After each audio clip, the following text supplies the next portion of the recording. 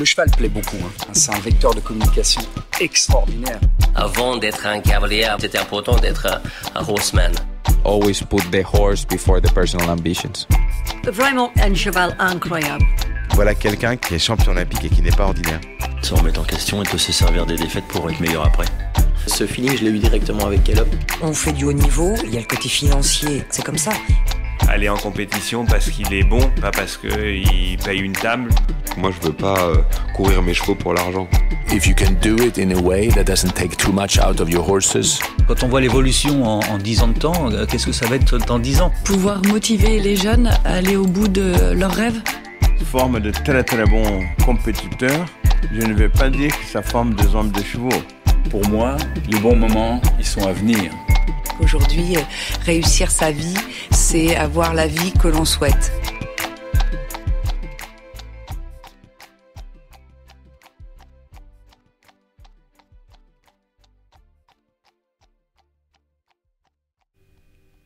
Ça y est, c'est la rentrée. Et si nous avons pris une petite pause cet été, l'actualité sportive, elle, ne s'est pas arrêtée. Et si vous avez bien suivi le sport de haut niveau, vous ne pouvez pas être passé à côté d'un nom, Mégane Moissonnier. Nous concernant, c'est un peu différent, puisque Mégane, on la connaît bien, très bien même, puisqu'elle est installée à quelques minutes à peine de chez nous. Nous avons même monté ensemble pendant plusieurs années au sein des mêmes écuries, comme quoi le talent, ça ne s'invente pas. Au cours de ces 20 dernières années, nous avons vu Mégane évoluer, se créer sa propre trajectoire. Et depuis toute jeune, elle est travailleuse, rigoureuse et obstinée. Mégane n'a toujours eu qu'un objectif en tête, le sport de haut niveau. Dans cette interview, elle nous raconte justement cette trajectoire et ce parcours singulier qui fait d'elle aujourd'hui l'une, si ce n'est la meilleure cavalière française actuelle.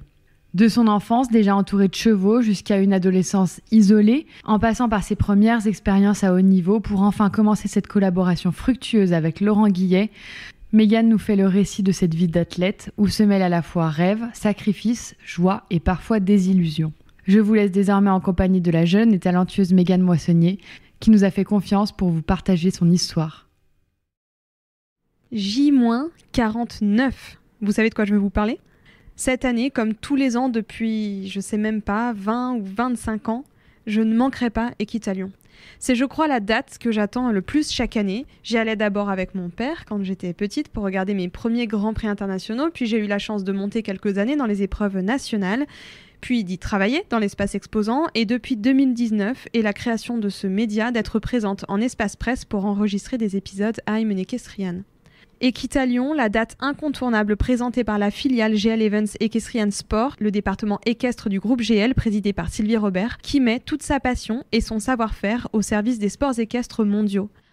Depuis 1992, GL Events Equestrian Sport, le département équestre du groupe GL Events, contribue à écrire les plus belles pages des sports équestres, dont celle du saut Hermès, des finales de la Coupe du Monde Longines FEI de saut d'obstacle et FEI de dressage à 2 reprises déjà, en 2014 et 2018, les championnats de France Master Pro de saut d'obstacle à l'occasion du printemps des sports équestres, sur le mythique Grand Parquet de Fontainebleau depuis 2022, et puis, évidemment, Équitalion. Équitalion, la date incontournable présentée par GL Events Equestrian Sport, présidée par Sylvie Robert, qui met toute sa passion et son savoir-faire au service des sports équestres mondiaux. Equita, c'est un salon du cheval et c'est aussi un CHI, le Longines Équitalion, concours hippique international, support de 4 étapes Coupe du Monde FEI en saut d'obstacle, à cheval et à poney, en dressage et en attelage. Le pari de GL Events Equestrian Sport est immense et ambitieux et pourtant réussi, événement après événement, proposé à l'ensemble de ses publics, des rendez-vous où le sport est roi, sur lequel la convivialité s'impose en maîtresse de cérémonie et le bien-être des chevaux en fil conducteur de chacune des actions menées par les équipes de Sylvie Robert. À l'origine de chacun de ces succès, une équipe d'une vingtaine de professionnels passionnés, plusieurs centaines de bénévoles et de nombreux partenaires fidèles qui, tout au long de l'année, depuis près de 30 ans, œuvrent avec passion pour partager avec le plus grand nombre leur amour pour le sport et la plus noble conquête de l'homme, le cheval. Un dernier mot pour compléter ce tableau, vous l'aurez compris dans cette histoire, le sport est le maître du jeu. GL Events Equestrian Sport s'implique activement auprès de 12 cavaliers partenaires, des pilotes au talent irréfutable qui font briller sur les plus belles pistes nationales et internationales les couleurs de GL Events Equestrian Sport. Parmi eux, celui qui réalisait un exploit en équipe de France senior au dernier championnat d'Europe, Olivier Perrault, mais aussi Nicolas Dezeuse et bien sûr, Mégane Moissonnier. GL Events et Equestrian Sport se joint à nous aujourd'hui pour vous inviter à découvrir ce nouvel épisode. On espère qu'il vous plaira et on vous donne rendez-vous sous les halles de Lyon Eurexpo du 1er au 5 novembre pour une semaine d'intense passion, de sport et de partage. Allez, c'est parti. Bienvenue dans I Am an Equestrian, le podcast. Meg, merci d'accepter de faire cette interview. Alors, je t'explique, d'habitude, on introduit nos invités. On balaye tout leur palmarès, qui ils sont, d'où ils viennent et tout. Et alors, nous, on va faire autrement cette fois avec toi. On va te demander de te présenter. Okay. Et après, on complétera avec tous les éléments que tu n'auras pas mentionnés. Est-ce que tu peux nous dire, du coup, Mégane, qui tu es ? Mégane Moissonnier, déjà. J'ai 25 ans. Et je suis cavalière professionnelle, mais ça, je pense que vous vous en doutez. Alors, un palmarès...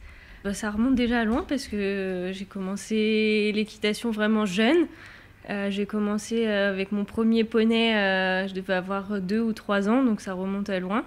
J'ai commencé en poney club et puis j'ai fait mon premier concours à l'âge de 7 ans, il me semble, à poney. Et puis j'ai continué poney C, poney D, j'ai fait des grands prix poney. J'ai été championne de France en D1 Excellence.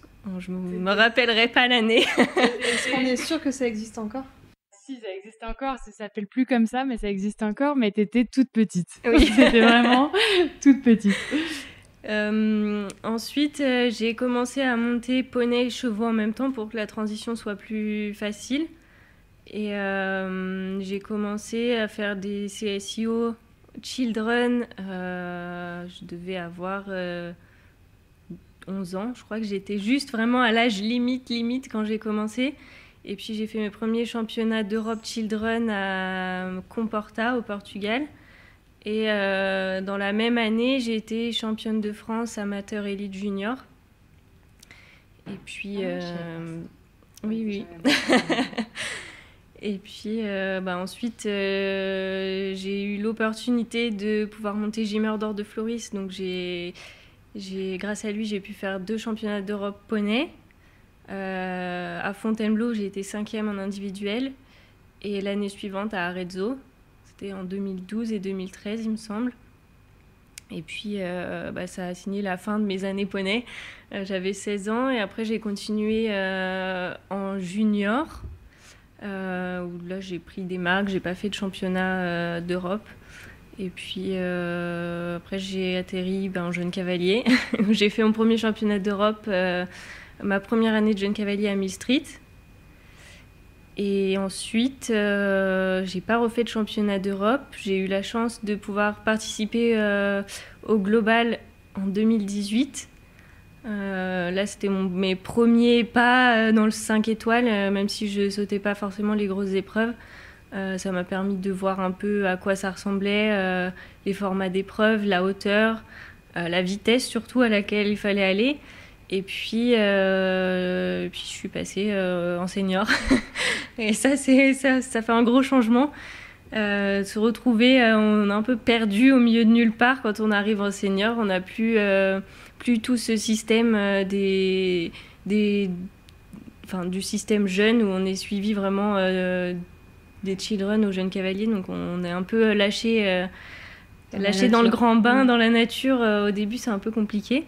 Et puis j'ai eu la chance quand même dès ma première année senior, il me semble, de pouvoir commencer avec Laurent Guillet. Et ça a quand même été, je pense, ça m'a beaucoup aidé. Ça a été plus facile pour moi de commencer en étant avec Laurent pour faire des plus grosses épreuves, d'avoir des bons chevaux. J'ai commencé les 4 étoiles. J'avais peut-être fait un 4 étoiles, mais vraiment très peu avant de monter pour Laurent. Et puis j'ai commencé les 5 étoiles courant 2019 ou 2020, je me souviens plus très bien.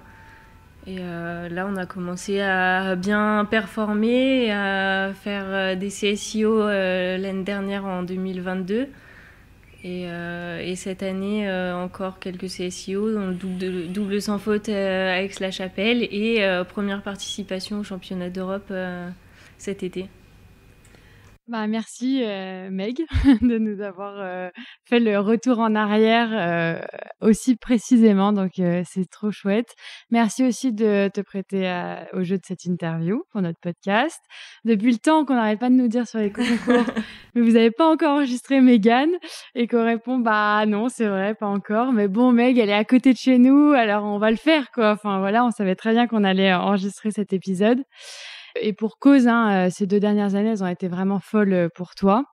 Donc, je vais revenir juste sur quelques expériences, mais il y a eu donc tes premières participations en Coupe des Seniors avec La Baule, Sopot, Aix-la-Chapelle l'année dernière. De nouveau cette année, Aix-la-Chapelle, où tu l'as dit, tu réalises un double sans faute, c'était vraiment incroyable. Et puis forcément, ce championnat d'Europe dont tu reviens tout juste. Des éléments déclencheurs, je pense, dans cette ascension, il y en a eu plusieurs. Il y a, je pense, ton talent et ton travail, déjà, à la base. Je pense tes parents aussi, on va en parler, évidemment. Le système qui a été mis en place avec Laurent Guillet aussi. Et puis, je pense aussi à Cordial et à tous les très bons chevaux que tu as eu la chance de monter. Donc, on va parler de tout ça. Mais comme c'est de coutume dans ce podcast, on aimerait bien revenir un peu sur ton enfance. C'est aussi un peu tronqué cette interview parce que nous, on te connaît très bien, on te connaît vraiment depuis que tu étais toute petite. Donc, on connaît plus ou moins tes réponses à ces questions. Mais c'est vrai que nos auditeurs ne le savent pas aussi bien que nous. Donc, on aimerait bien que tu nous parles de ton enfance, de comment est-ce que tu as commencé à monter à cheval, pourquoi t'en es arrivé là. De ta famille aussi, parce que la famille Moissonnier, c'est quand même une petite institution dans l'Ain. Oui, c'est vrai qu'il y a beaucoup de moissonniers dans la région, mais surtout dans le département. Déjà, mes parents étaient déjà dans le milieu du cheval, ils avaient des écuries, un élevage, et leurs parents étaient aussi agriculteurs, ils avaient une ferme, des animaux, ils avaient déjà un peu des chevaux. Donc c'est vrai que c'était déjà un peu de génération en génération, et j'ai toujours baigné dans l'univers du cheval. J'étais déjà toute petite quand je suis née, j'avais pas 2 mois que mes parents m'emmenaient sur les concours en plein hiver, donc c'était déjà vraiment depuis le tout début. Et puis j'ai toujours aimé les chevaux en fait. J'étais tout le temps aux écuries avec eux, à vouloir m'occuper des chevaux, et ils me faisaient monter avec eux sur le cheval en fin de séance. J'avais le droit de faire un petit tour de pas, vraiment quand j'étais petite. Et puis un jour, ils m'ont retrouvée en train de brosser le ventre, vraiment sous le ventre d'un étalon. Et là, ils se sont dit qu'il était peut-être temps de m'acheter un poney. Donc, j'ai eu mon premier poney à la suite de ça. Je devais avoir 3 ans. Donc, voilà, j'ai commencé comme ça. Et puis, j'ai été toujours en club, mais j'avais toujours mes poneys à la maison. Et je travaillais avec mes parents, mon père... qui avait été présélectionné pour les Jeux Olympiques en complet, donc il y avait quand même il y a quand même des vraies bases de travail sur le plat. Et puis ma mère qui a sauté jusqu'à 1m40, elle aussi des championnats, elle a fait l'Anaken en jeunes chevaux, donc les deux étaient quand même assez bons cavaliers. Donc j'ai pu déjà apprendre pas mal avec eux, et puis aussi au centre équestre de la Côte avec Frédéric Signoret, où j'ai quand même beaucoup monté là-bas. Donc voilà, c'était pour la petite enfance, on va dire. Ça a toujours été une évidence, tu penses, pour toi de monter à cheval, et peut-être à plus long terme d'en faire de ton métier? Oui, je dirais que ça a toujours été une évidence, parce que j'ai vraiment toujours adoré les chevaux. Pour la petite anecdote, même avant de monter à cheval, mon père avait des vaches. Et l'hiver, quand les vaches et les petits veaux naissaient dans la grange, ils étaient couchés dans la grange. Et quand ils étaient couchés, je montais sur leur dos et je faisais un peu du rodéo. mais oui, j'ai toujours aimé monter à cheval, mais très vite, je me suis dit, ce sera du haut niveau ou rien. Ouais, c'était vraiment le haut niveau, faire des gros concours, des gros championnats. Sinon, ça m'intéressait moyennement. Je sais que j'aurais jamais arrêté le cheval dans tous les cas, mais c'était vraiment un objectif de faire du haut niveau. Et c'est aussi pour ça que j'ai continué mes études, que j'ai pas arrêté après le bac, que j'ai toujours fait un cursus scolaire normal, sans horaire aménagé, parce que au cas où il se passe quelque chose, même une chute ou ou que j'atteigne pas mes objectifs, je voulais avoir quelque chose à côté. Et tu sais ce qui t'attirait dans le haut niveau justement parce que tu commençais, tu étais déjà à poney dans des épreuves, tu l'as dit, tu as fait les championnats amateurs, donc tu étais dans des épreuves amateurs et pourtant tu avais déjà l'ambition d'aller vers le haut niveau. Qu'est-ce qui te faisait vibrer ou qu'est-ce qui t'attirait vraiment dans cette sphère-là?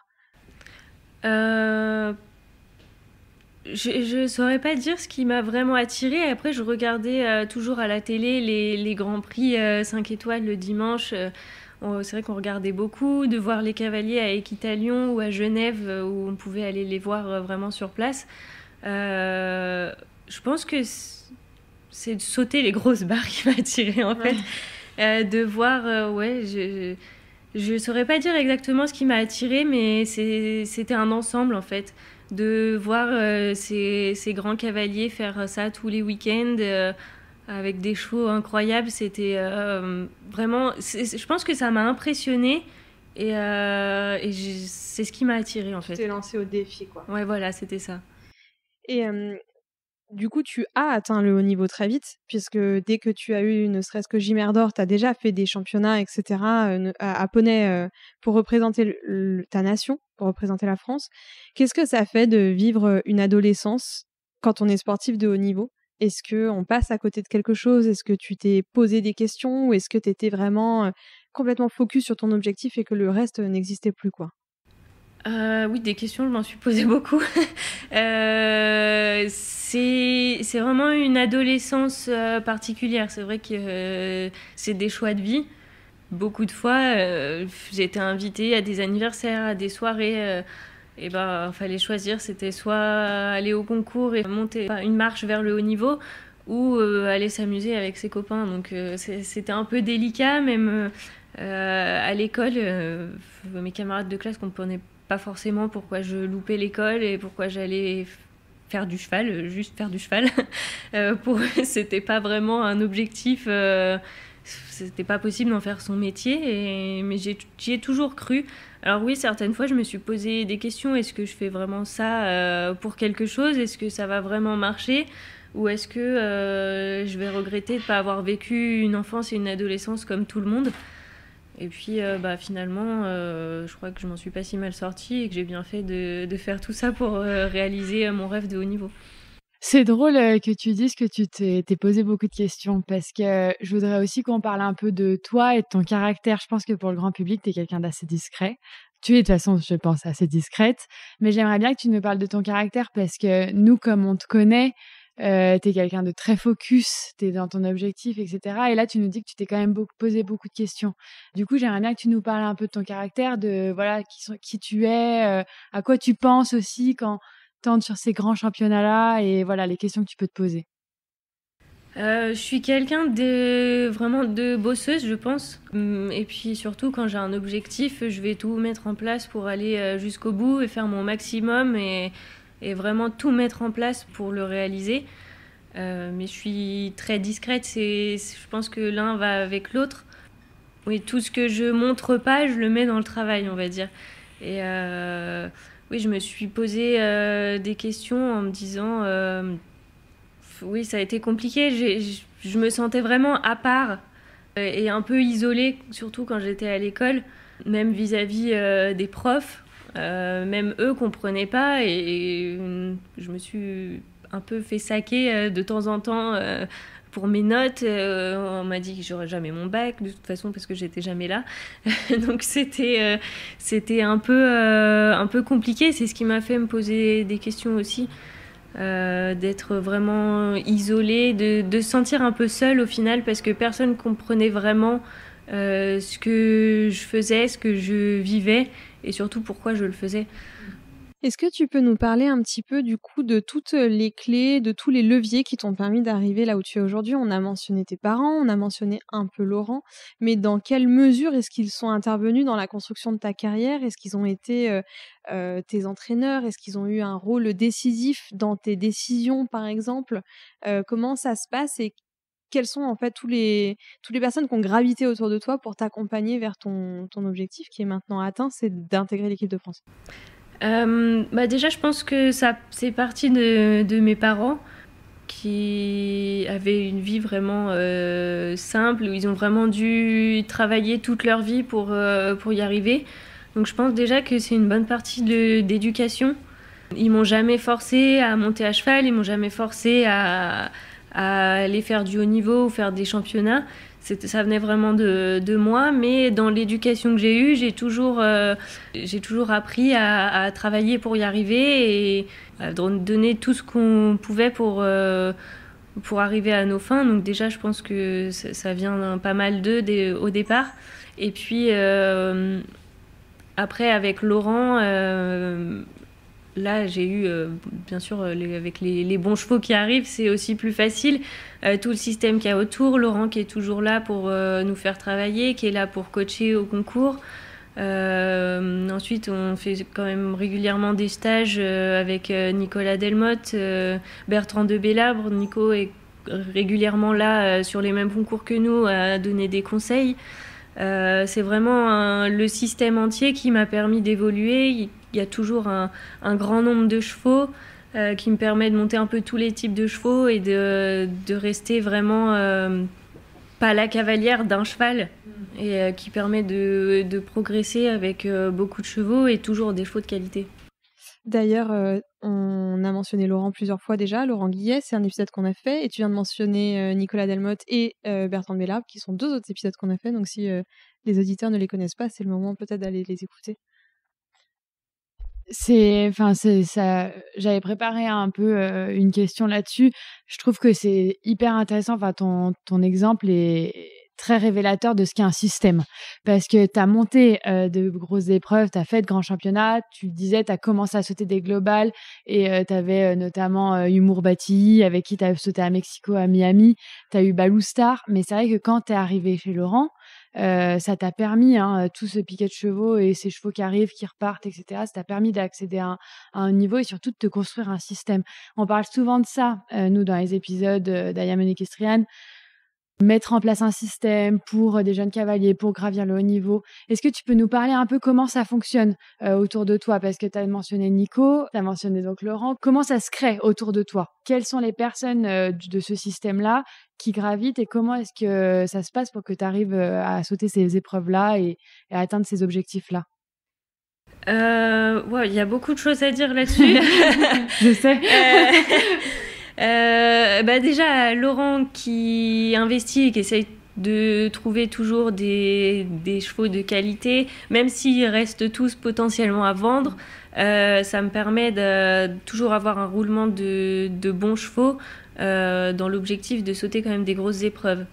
Après, il peut acheter aussi des jeunes chevaux où Romain Ozzola les monte, les forme, les fait progresser. Il y a certains chevaux qu'il garde et qui montent lui, certains que Laurent me fait monter par la suite. Déjà, je trouve ça intéressant de pouvoir voir les chevaux depuis jeunes, les voir progresser et ensuite pouvoir les monter si Romain les garde pas. Je connais déjà un peu les chevaux, même si je les ai jamais montés, on sait un peu comment ils fonctionnent. Ensuite, avec Nico, on échange aussi pas mal de chevaux. S'il y en a un qui va pas avec lui ou pas avec moi, on essaye de changer de cavalier, on essaye de voir ce qui est ce qui donne le meilleur résultat. Et puis, de travailler aussi avec quelqu'un d'autre, ça permet d'avoir un regard extérieur, de pas rester bloqué sur ce qu'on a l'habitude de faire, de sortir un peu de sa zone de confort pour pouvoir progresser. Déjà ça au niveau du travail, et puis le système comprend aussi tout ce qu'il y a autour, le maréchal, le vétérinaire, l'alimentation des chevaux qui est vraiment au point avec Lambet. Là c'est vraiment, ils viennent régulièrement peser les chevaux, ils viennent vérifier s'il y a besoin d'ajustement dans la nourriture. Les chevaux voient le vétérinaire très régulièrement, voir si tout va bien en prévention. C'est ça qui forme tout le système que j'avais pas forcément avant. Parce que oui, on faisait venir l'ostéo régulièrement. Ça, c'est ce qu'on a toujours fait. Mais le vétérinaire venait s'il y avait besoin, en cas de besoin. Mais c'est vrai qu'on faisait un peu avec nos moyens et c'est vrai que ça coûte très cher. Donc les chevaux étaient toujours en bonne santé. On n'a jamais eu de problème vraiment. Mais c'est vrai que pour déceler un tout petit problème, on le voyait pas forcément tout de suite. Et on avait une bonne alimentation aussi pour les chevaux, on essayait de faire au maximum. Mais c'est vrai que tout imbriqué l'un dans l'autre, c'est ce qui donne vraiment les résultats. C'est une suite de petits détails, c'est un domino en fait. Oui, un petit domino. Et on en parle souvent nous aussi dans le podcast, mais même entre nous aussi, on voit plein de cavaliers, des super cavaliers avec ton profil famille de cavaliers ou pas forcément de cavaliers, mais qui ont réussi à investir un petit peu les belles épreuves, à avoir quelques chevaux, etc., qui évoluent, tu vois, sur du niveau Pro 1, Pro Élite, qui ont des chevaux peut-être pour aller sauter CSI 2 étoiles un jour. Et pourtant, le gap vers le plus haut niveau, c'est vraiment dur. Est-ce que tu penses que si les chemins avec Laurent ne s'étaient pas rencontrés au bon moment et qu'il n'avait pas eu besoin de quelqu'un et toi, au moment où tu étais déjà en train d'arriver sur ce niveau-là, est-ce que tu penses que tu aurais réussi en partant quelque part de zéro, au final, en termes de haut niveau, à recréer un système viable comme c'est le cas aujourd'hui, ou est-ce que c'est vraiment très dur finalement ? Non, je pense que c'est vraiment très dur. J'aurais peut-être réussi à arriver au haut niveau, mais pas aussi rapidement, ça c'est certain. Et je pense pas toute seule. Pas dans mon coin, pas en restant dans les écuries familiales. Ça demande vraiment beaucoup d'investissement et beaucoup de moyens. Et oui, je pense que j'ai vraiment eu de la chance de croiser le chemin de Laurent à ce moment-là. Et au moment où j'avais quasiment fini mes études, j'avais presque plus de chevaux chez moi. Et c'est vrai que c'est tombé vraiment au bon moment et je pense que c'est grâce à Laurent que j'en suis là aujourd'hui. Et aussi, ce que je trouve intéressant, c'est que ça fait combien de temps là que tu travailles avec Laurent ? 3 ou 4 ? Ça fait depuis avril 2019, donc ouais. Ça fait 4 ans, bien 4 ans. Et en fait, ce que je trouve hyper intéressant aussi, c'est qu'on a vu tout ça se structurer et que chacun a sa place dans ce système. Ouais. Et tu vois, tu mentionnais que vous échangiez des chevaux avec Nicolas. Il y a eu le cas de Baladin, notamment. Je trouve qu'il n'y a pas de guerre d'ego entre vous, de le cheval de l'un, le cheval de l'autre, et que tu sais reconnaître quand toi, tu as des difficultés avec un cheval et que lui va mieux s'en sortir et inversement. Et ça, je trouve que c'est aussi une clé, non ?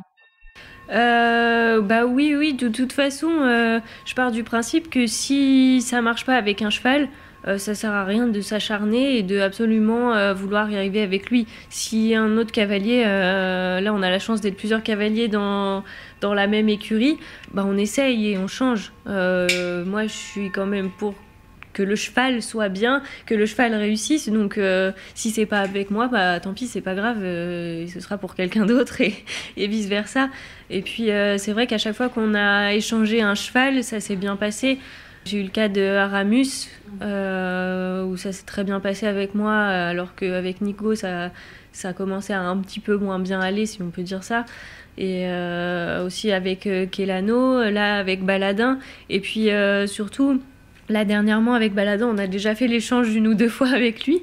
Et c'est vrai que là, la dernière fois, le cheval allait quand même très bien avec moi. Il faisait quand même beaucoup sans faute, 1m45, 1m50. Mais on sentait que le cheval était prêt à passer un cap, mais un peu trop fort pour moi. C'est vrai que Laurent m'en a parlé pendant un concours à Grimaud, de peut-être rééchanger une fois. Et moi, j'avais failli lui en parler la veille, donc c'est vrai qu'on a quand même un peu les mêmes idées et la même façon de penser. Il n'y a pas de souci avec ça. S'il faut échanger un cheval, on échange. Aussi, une autre question que je voulais te poser, c'est ta relation avec ton papa, qu'on voit énormément avec toi, souvent sur les reconnaissances encore. Tes 2 parents t'accompagnent très régulièrement sur les gros concours, les championnats et tout. Mais est-ce que tu peux peut-être nous parler de cette relation avec ton père qui a l'air assez fusionnelle ? Oui, en fait, je pense qu'il est beaucoup plus présent maintenant. Maintenant qu'il a un peu réduit la ferme, l'élevage. Et que mon frère est aussi aux écuries, qu'il y a plus de monde pour s'occuper des écuries, il s'autorise un peu plus à partir, à venir me voir sur les concours. Et aussi, quand j'étais en children, poney, même junior, Il était un peu tout seul aux écuries, c'était un peu plus compliqué. Il est très peu venu sur les concours. Alors il est venu à tous les championnats que j'ai fait, mais tous les CSIO durant la saison, c'est surtout ma mère qui m'emmenait au concours et qui me coachait. Et je pense que ça a été un peu dur aussi pour lui de ne pas pouvoir être là toutes ces années. Et je pense qu'il en profite aussi beaucoup maintenant. Et de pouvoir, moi, faire du haut niveau, lui, c'était aussi un de ses rêves qu'il n'a pas pu réaliser aussi à cause du décès de son papa quand il était très jeune. Et il a dû reprendre la ferme et s'occuper de ses frères et sœurs, etc. Donc, autant mon père que ma mère, je pense qu'ils vivent un peu leurs rêves à travers moi. Et c'est ce qui me motive aussi à aller toujours un peu plus loin, à continuer à faire du haut niveau, de pouvoir les emmener un peu sur tous les concours. Je trouve ça vraiment chouette qu'ils puissent voir ça, me voir réussir aussi dans ces concours-là et toucher un peu du bout du doigt ce qu'ils auraient aimé faire. Et oui, ils viennent toujours faire les reconnaissances quand ils sont autorisés à le faire. Ils viennent voir la hauteur, ils viennent voir les parcours, ils regardent les paddocks, ils s'intéressent vraiment et je trouve ça vraiment chouette qu'ils puissent venir tous les deux. Et je suis très contente que ma mère soit là aussi, mais d'autant plus mon père. C'est vrai que comme il a pas pu être présent pendant pas mal de temps, je trouve ça chouette qu'il puisse venir plus régulièrement maintenant. Il y a une chose aussi dont on n'a pas parlé encore quand on parle de toi, c'est ton mental. Et tu as été sélectionnée pour la première fois en Coupe des Nations pour l'équipe de France à La Baule. C'est quand même pas la moindre Coupe des Nations qu'il soit. Qu'est-ce que ça t'a fait ? Dans quel état d'esprit tu as abordé le concours et dans quel état d'esprit tu es rentrée en piste ? Parce que je me souviens, alors j'avais pas parlé avec toi après La Baule, mais je me souviens t'avoir demandé quand t'étais rentrée d'Aix-la-Chapelle ce que ça faisait et tu m'avais dit bah normal. Et moi je m'étais dit bah non, c'est pas normal. Déjà à la base j'étais surprise d'être sélectionnée à La Baule, surtout dans les 5, parce qu'on y allait... On avait déjà pour ambition juste de sauter à La Baule. Donc ça a été déjà une surprise d'être dans les 5. Et bien sûr, il y avait un peu de pression parce que première sélection et qu'on a envie de bien faire. Mais une fois arrivé là-bas, une fois au paddock, oui, un peu de pression, toujours parce que envie de bien faire. Mais une fois que je rentre en piste... de toute façon, je me dis, maintenant que t'es là au milieu de la piste, il va bien falloir y aller et faire ce que tu peux. Donc, une fois que je prends le galop et que je pars sur le 1, il n'y a plus le choix. Et le peu de pression que j'avais s'en va et je donne le meilleur. Et puis, deuxièmement, je suis surtout très déçue d'avoir fait tomber les 2 derniers. J'étais encore pas loin de faire double sans faute. Donc beaucoup de déception, mais aussi aussi très contente des 2 parcours que j'avais fait. En plus, on a terminé 2e. Donc il y a la pression qui redescendait un peu. Avec du recul, c'était déjà une belle Coupe des Nations pour nous. Comment ça se matérialise la pression chez toi ? Est-ce que c'est juste un peu plus d'adrénaline, le cardio un peu plus fort ? Est-ce que tu as un peu plus de mal à dormir la veille, un peu plus de mal à manger ? Est-ce que tu as un peu plus de mal à te concentrer ? Comment tu la vis, ta pression ? Un peu de mal à manger, non, j'aime bien manger. C'est pas spécialement mal dormir, non. Je dirais plutôt que la pression, elle est présente surtout le jour même.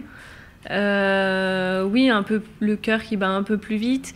À cheval, je sens que quand j'ai un peu de pression, j'ai un peu moins de jambes, je suis un peu moins présente sur le cheval. Mais en général, quand je commence à sauter au paddock, je me concentre et je pense plus trop au reste. Donc là, ça commence à aller mieux en général à ce moment-là.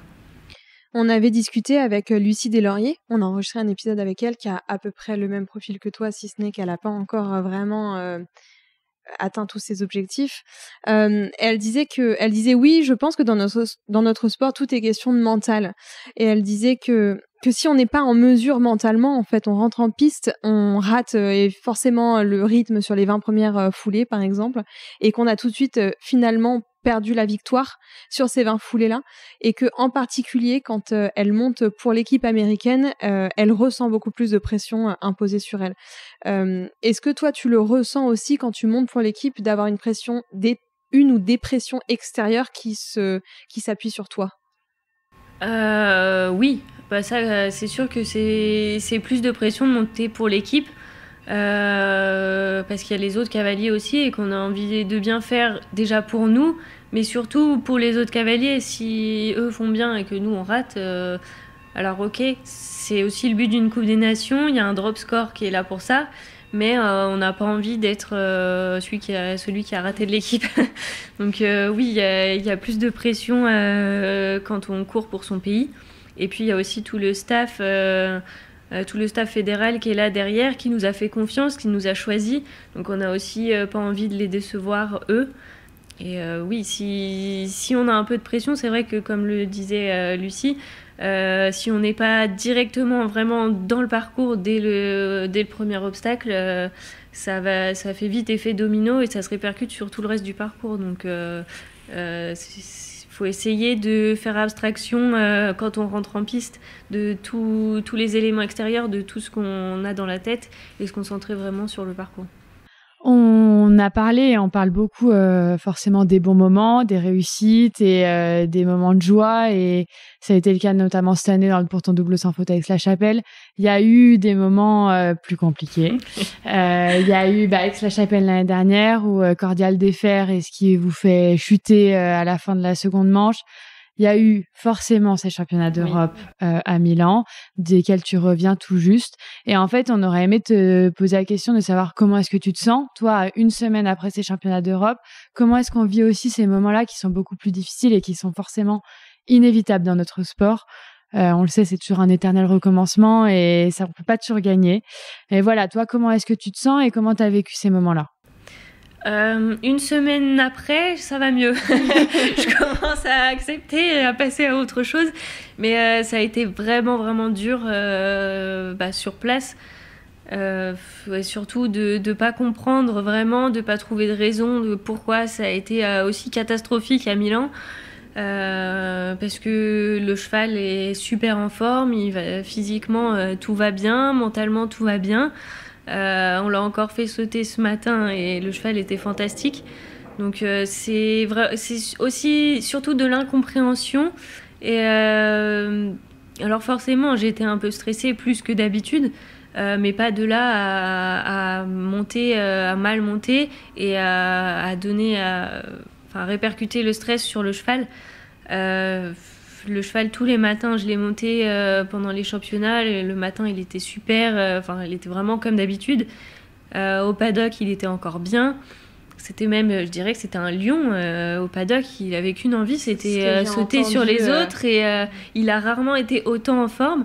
Et c'est vraiment, quand je rentrais en piste, c'était plus le même. C'était vraiment pas le même cheval qu'on a l'habitude de voir. Il se retenait, il sautait pas aussi bien que d'habitude, c'était vraiment difficile de le monter et ça a été dur déjà personnellement de faire une aussi grosse contre-performance. Je crois que j'ai jamais fait autant de barres avec ce cheval-là en 4 ans que je le monte et aussi pour l'équipe, ça s'est pas super bien passé, je dirais pour tout le monde à part pour Julien qui était dans les 4 et Olivier qui était en 5.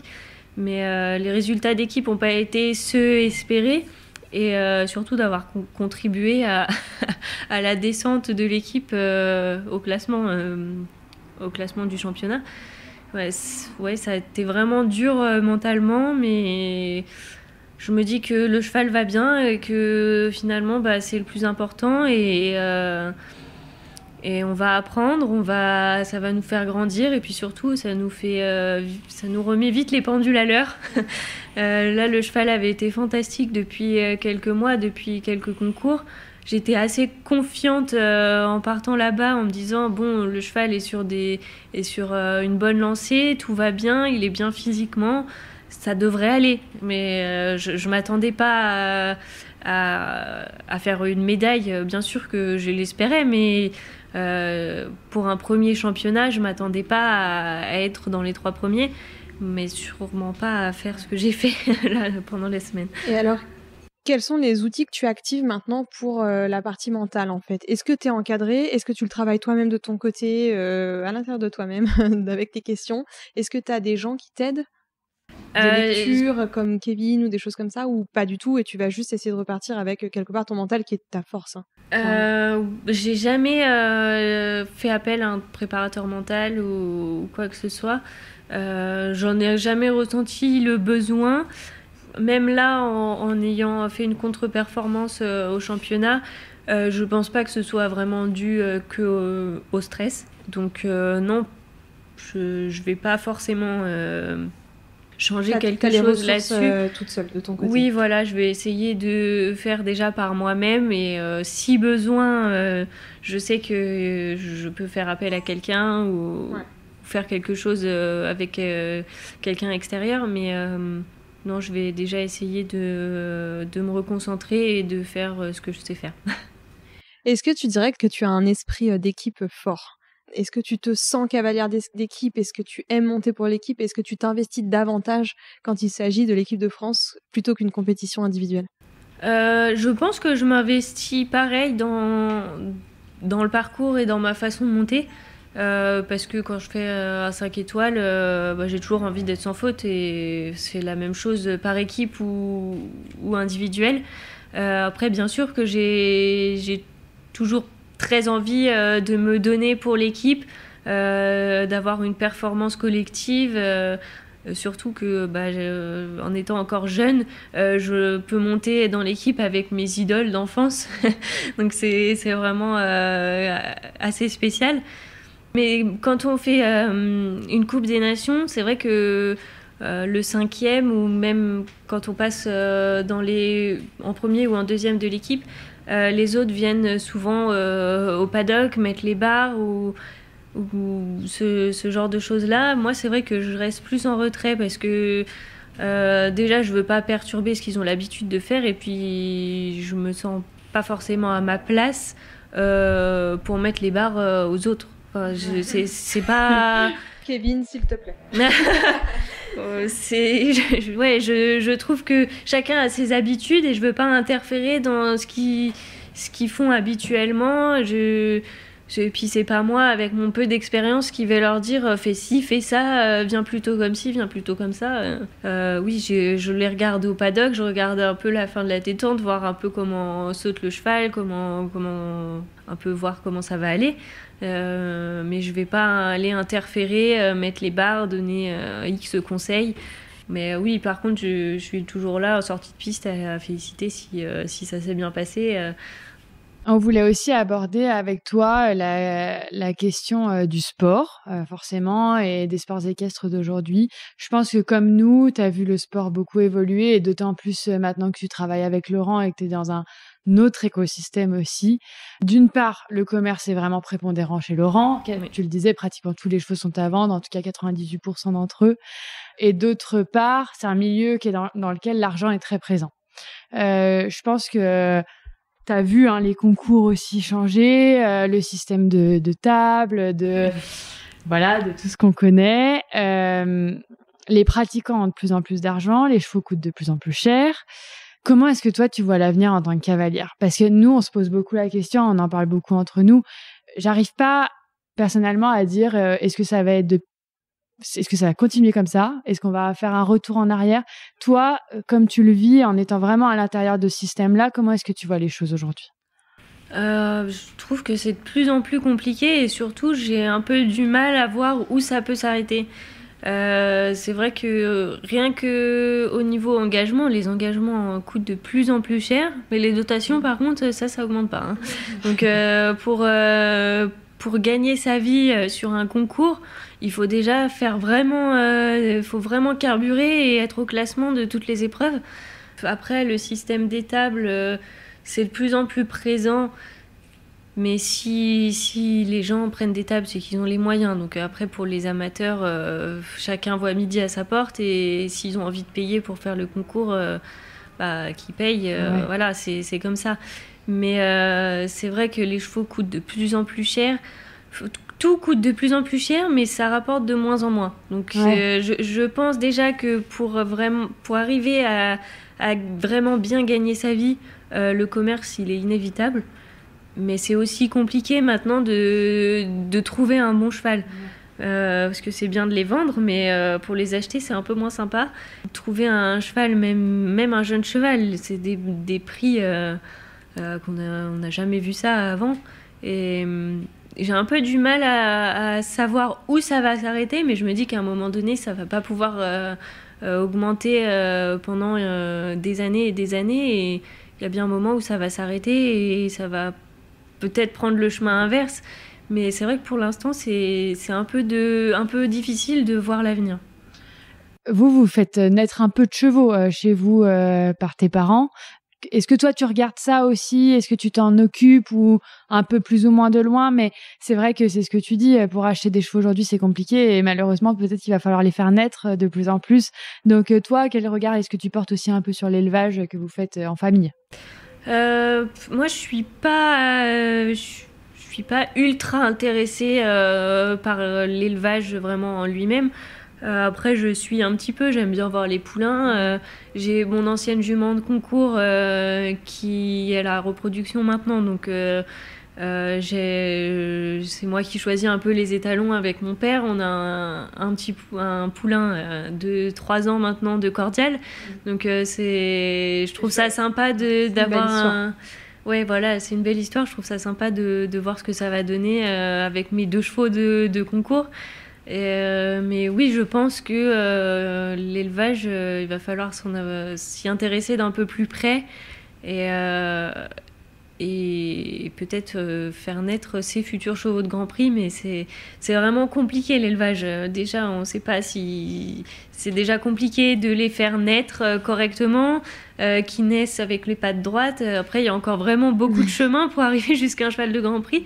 Alors certes, ça coûte moins cher au départ, mais ça peut vite... le coût de revient est quand même assez cher au final. Donc, je ne sais pas s'il est préférable de les faire naître ou de les acheter à 2 ou 3 ans quand ils commencent à sauter un peu, qu'on arrive à voir quelque chose, de voir un peu plus loin.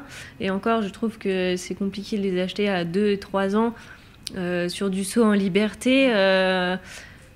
Oui, les cracks sont cracks aussi en liberté, mais des chevaux, même des chevaux de 5 étoiles, je pense que si on prend le panel de chevaux qui gagnent en 5 étoiles aujourd'hui, si on les regarde à 2 ou 3 ans en liberté, je suis pas sûre qu'on les aurait achetés.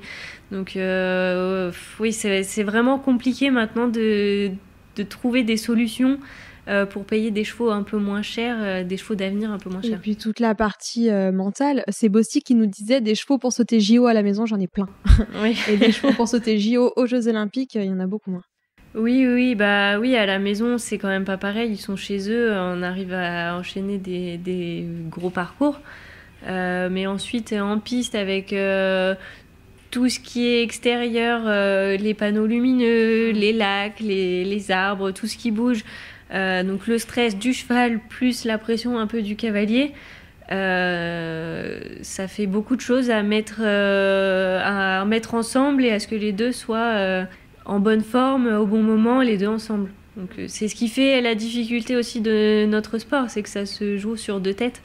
Et d'autant plus en revenant des championnats d'Europe, c'est la première fois que je voyais vraiment un championnat et c'était vraiment très très haut. C'était aussi haut qu'Aix-la-Chapelle, mais avec une piste qui faisait le tiers de celle d'Aix-la-Chapelle. Donc c'est vraiment, on peut pas vraiment s'attendre à ce qu'on va sauter à la difficulté du parcours avant d'y être. T'as trouvé vraiment une différence avec ce championnat. Je rebondis là-dessus parce que je t'ai déjà entendu le dire là ce week-end et t'as trouvé que c'était vraiment très très haut et très différent quand même de ce que vous aviez déjà fait.